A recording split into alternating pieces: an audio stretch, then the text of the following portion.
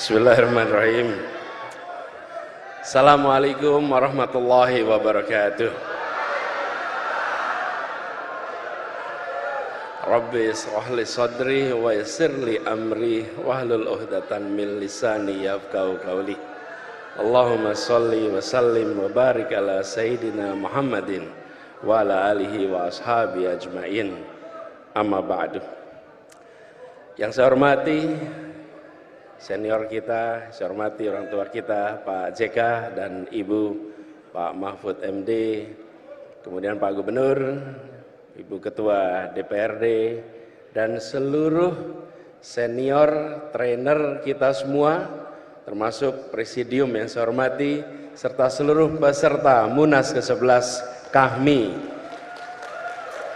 Alhamdulillah, ini suasananya seperti suasana Kongres HMI malam hari ini. Tapi sebelum kita bicara lebih jauh, tadi gambar terakhir menggambarkan suasana Palu 4 tahun yang lalu. Ketika tsunami, ketika likuifaksi dan gempa waktu itu. Pada saat yang sama hari ini saudara kita di Cianjur sedang mengalami cobaan yang tidak kalah dengan apa yang kita alami hari ini 4 tahun lalu di Palu. Karena itu izinkan saya mengajak kita semua, mari kita kirimkan Fatihah untuk saudara-saudara kita di Cianjur. Insya Allah mereka diberikan kekuatan, bisa segera bangkit dari ujian yang berat ini. Al-Haidiniyah wal-Niyatin Sholiyah. Al-Fatihah.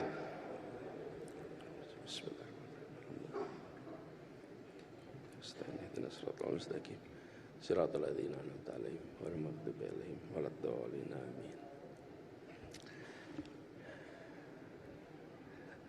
Terima kasih Kanda, Yunda, dan seluruh peserta Munas yang saya hormati.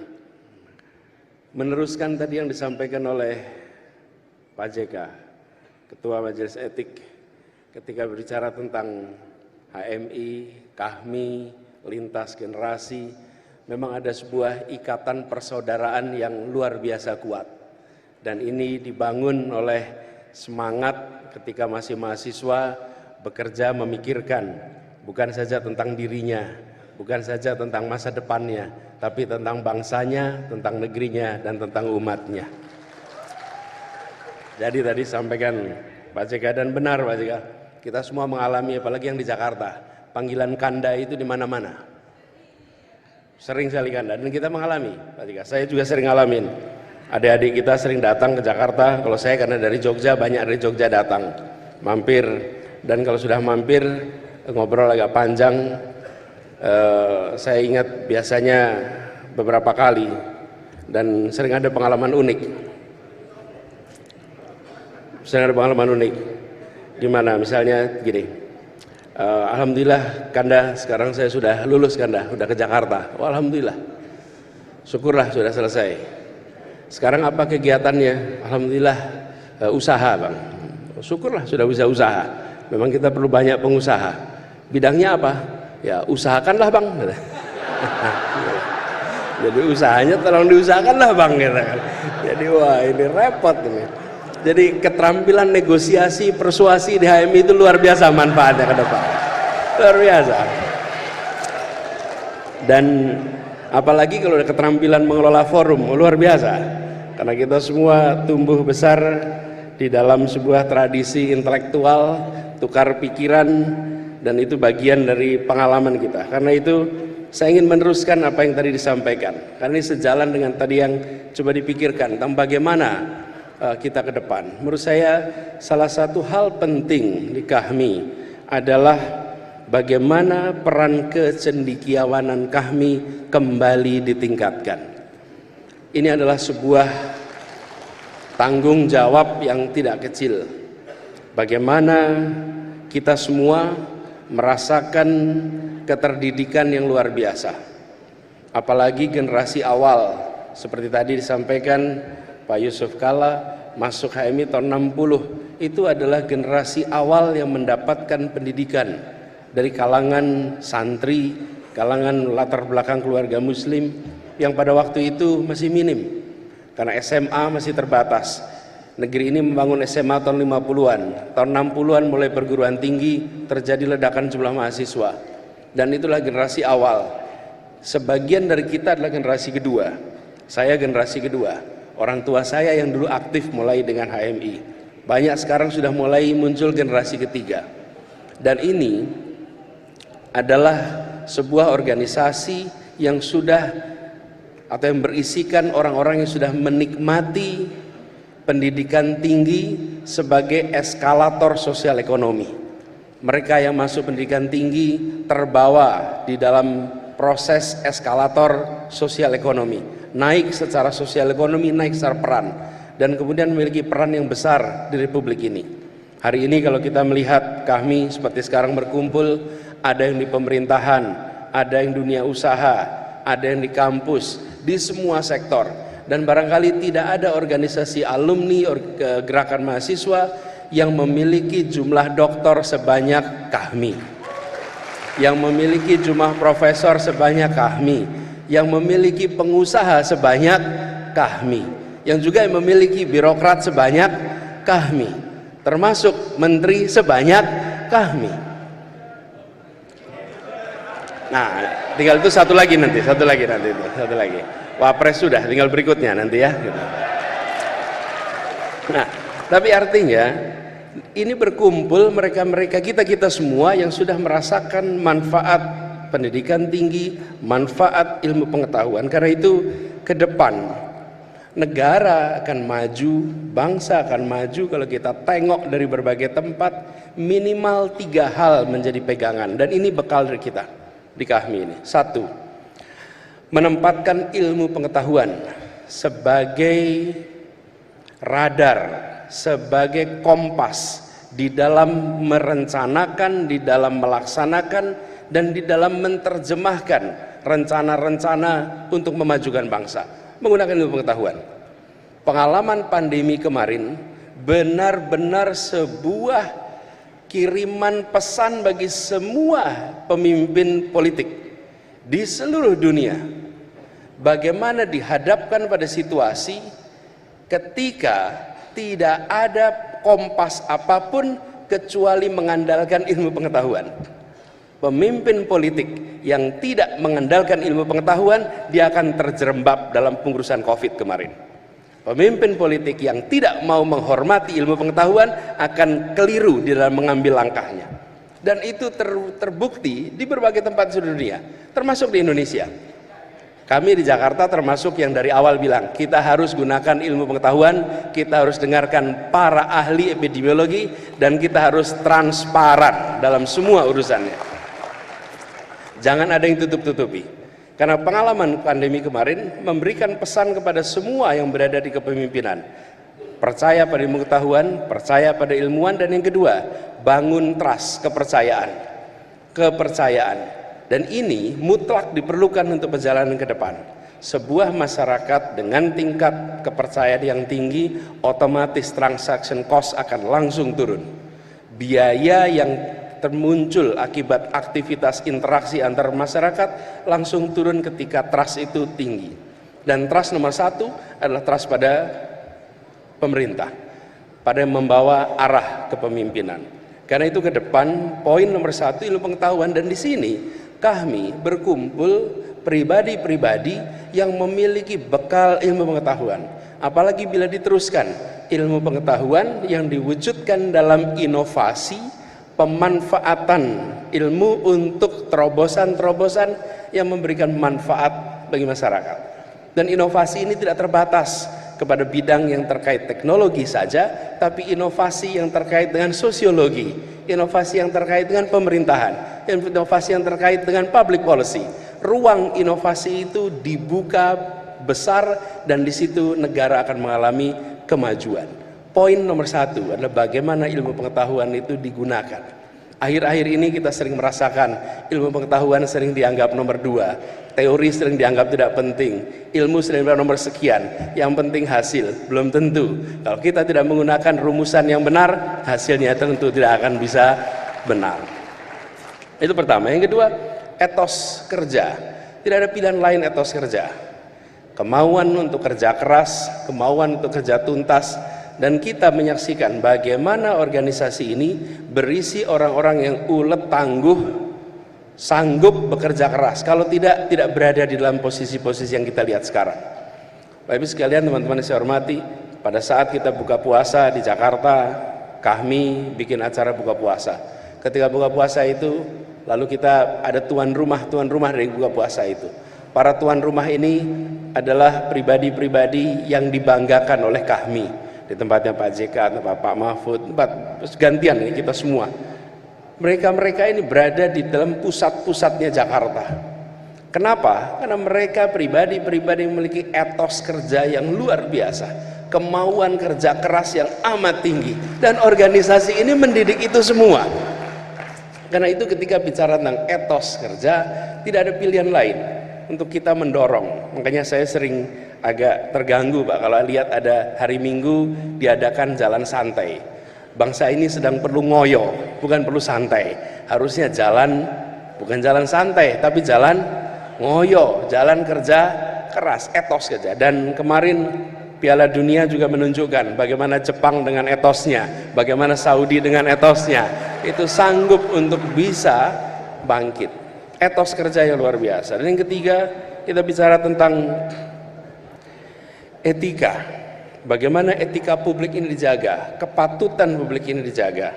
Etika ini bukan soal salah dan benar secara hukum, tapi patut dan tidak. Dan kita menyaksikan bangsa-bangsa yang maju, negara yang maju menjaga yang disebut sebagai kepatutan, etika di dalam masyarakat. Kami, HMI, memiliki stok pengalaman yang begitu banyak di dalam menjaga etika ini. Karena itulah kalau kita bicara tentang ke depan, tengok ke belakang. Tengoklah para pendiri republik ini. Kalau kita menengok pendiri-pendiri republik ini, rasanya seperti menengok jajaran Kahmi di masa itu.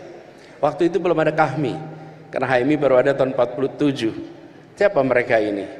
Para alumni Jong Islam Iten Bon, para alumni berbagai organisasi. Mereka adalah pribadi yang satu, punya pondasi agama, pondasi Islam yang kuat. Yang kedua, mereka terbuka pemikirannya dengan gagasan-gagasan dari ilmu pengetahuan yang beredar di masanya. Mereka memiliki etos kerja yang luar biasa. Mereka tidak pernah jera, pun harus menghadapi tantangan kolonialisme yang luar biasa. Dan mereka menjaga etika publik dengan amat tinggi. Founding fathers kita mendirikan republik ini dengan membawa ilmu, membawa etos kerja, dan membawa etika publik yang kemudian mereka wujudkan dalam bentuk pendirian republik ini. Muncul dokumen yang disebut sebagai pembukaan Undang-Undang Dasar 45, disebut sebagai Piagam Jakarta. Siapapun yang membaca dokumen itu pasti mereka akan bilang di sini ada intisari sebuah pergolakan perlawanan, sebuah gagasan menghadirkan keadilan yang diwujudkan dalam sebuah rangkaian ide yang sangat lengkap. Dibandingkan dengan berbagai negara lain, kalau kita lihat konstitusi, jarang yang memiliki pembukaan sedalam yang dimiliki oleh pembukaan Undang-Undang Dasar 45 kita. Nah, ini semua memberikan kepada kita pelajaran hikmah ke depan. Saya rasa di Kahmi kita punya PR yang cukup besar di sini. Kedepannya siapapun yang nanti bertugas di Republik ini perlu secara serius menempatkan 3 hal tadi menjadi bahan untuk perjalanan ke depan. Dan tujuannya apa? Tujuannya seperti tadi disampaikan oleh Pak Mahfud. Republik ini didirikan untuk menghadirkan keadilan sosial bagi seluruh rakyat Indonesia. Keadilan itulah yang menjadi tujuan utamanya. Tanpa ada keadilan, maka semua urusan lewat. Tidak ada persatuan dalam ketimpangan. Persatuan akan muncul bila ada rasa keadilan. Tidak akan ada perasaan kebersamaan, kedamaian jika tidak ada rasa keadilan. Dan kedamaian itu tidak ditandai dengan tiadanya kekerasan.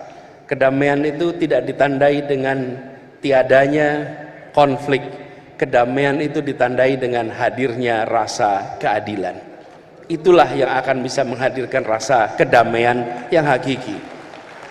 Jadi ketika kita berbicara tentang Sulawesi Tengah yang tenang dan damai, maka menjaga Sulawesi Tengah untuk tenang dan damai, menjaga Indonesia tenang dan damai, bukan dengan menghadirkan aparat keamanan yang membuat semuanya merasa khawatir untuk bergerak, tapi dengan menghadirkan rasa keadilan sosial bagi semuanya. Disitulah kemudian pegangan kita. Dan untuk menghadirkan rasa keadilan sosial harus ada inovasi, harus ada terobosan. Dan terobosan itu tidak selalu berbentuk teknologi inovasi itu. Kalau boleh saya cerita sedikit yang kami alami di Jakarta. Di Jakarta ini, sekalian, kita punya kasus banyak sekali soal tanah, Pak.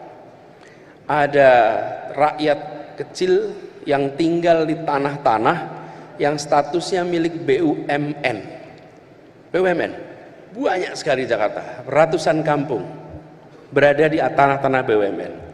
Apa yang terjadi pada mereka? Mereka tinggal tanah BUMN, lalu otomatis tidak punya status soal tanahnya, stay sengketa statusnya. Di sisi lain, mereka tidak punya IMB, karena tidak punya IMB tidak bisa masuk listrik, tidak bisa masuk air, tidak masuk izin usaha dan lain-lain. Kita dalam situasi menyaksikan ini ada sesuatu yang salah.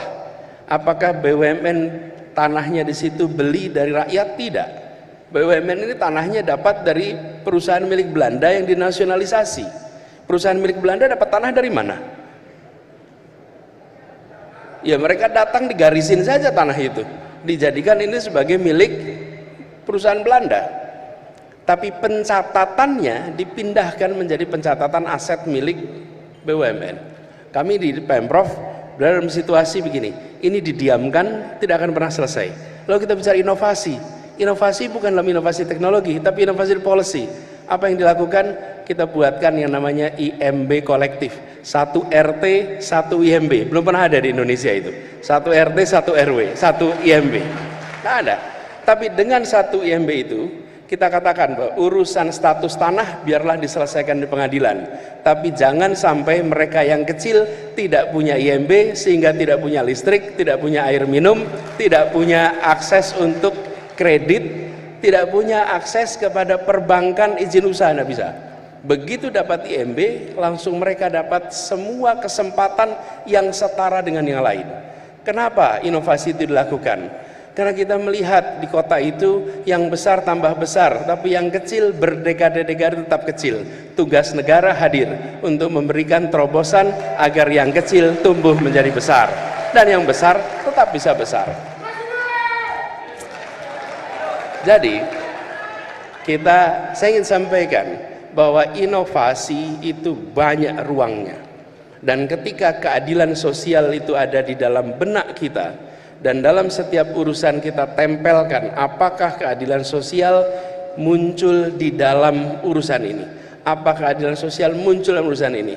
Kami khawatir bila itu tidak dikerjakan, maka keadilan sosial itu aja menjadi teks yang dibaca berulang-ulang setiap upacara, tapi tidak diwujudkan dalam keseharian pengambilan keputusan. Nah, inilah sebabnya kita ikhtiarkan sama-sama. Jadi kami berharap mudah-mudahan di KAHMI ini ada keseriusan kita untuk meningkatkan peran kecendekiawanannya, menunjukkan etos kerjanya yang tinggi dan etika publik yang tinggi. Dan ketika sampai pada etika publik, ini adalah sebuah munas. Di munas ini berkumpul semua unsur. Saya rasa hanya ada HMI yang di seluruh partai ada HMI-nya, di seluruh bidang ada HMI-nya. Dan ketika berkumpul, latar belakangnya boleh beda-beda. Dan latar belakang tidak bisa dipersatukan, tapi semua berkumpul untuk kemajuan KAHMI, untuk kontribusi KAHMI bagi Indonesia dan bagi umat Islam.